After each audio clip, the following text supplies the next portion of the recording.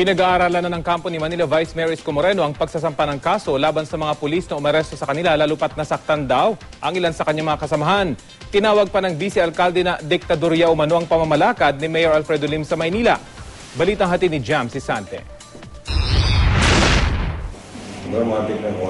Tinawag ni dating Pangulong Joseph Estrada na kasinungalingan ang pagtanggi ni Manila Mayor Alfredo Lim na siya ang nag-utos sa pag-aresto kay Vice Mayor Isko Moreno at sa 5 konsehal noong Sabado. Aniya, bahagi ito ng dirty tricks ni Lim na katunggali niya sa pagka-alkalde ng lungsod ng Maynila sa darating na eleksyon. Sabi ng mga pulis niya, utos sa itaas eh. Sino ba itaas?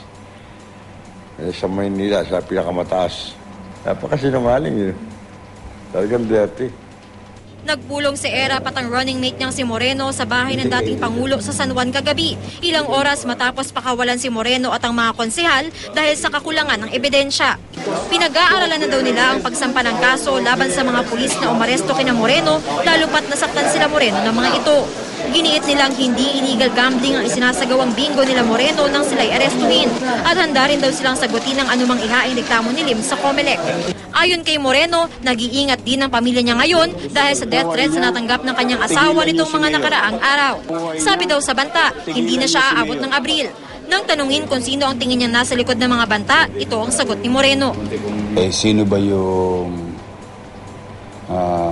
administrasyon na lagi na lamang kapag ang isang suspect pa lamang habang dinadala sa City Hall hindi na umaabot sa City Hall, nakaposas ng agaw daw ng baril.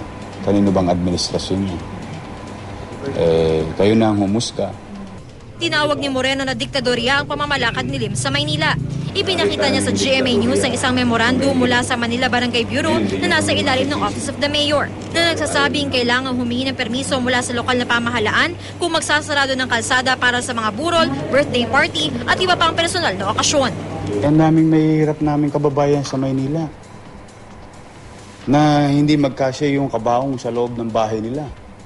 O inilalabas nila yung bangkay doon sa kalye. Ito, political lang to. Dahil pagdating ng kampanya, gusto nilang supilin yung mga sasabihin namin sa entablado. Si Erap, malinaw ang mensahe para sa kanyang katunggali. Gusto ko ang parating sa kanya na maging parehas siya at itong kampanya namin, it will be above board. Talagang walang mudslinging. Jam Sisante, GMA News.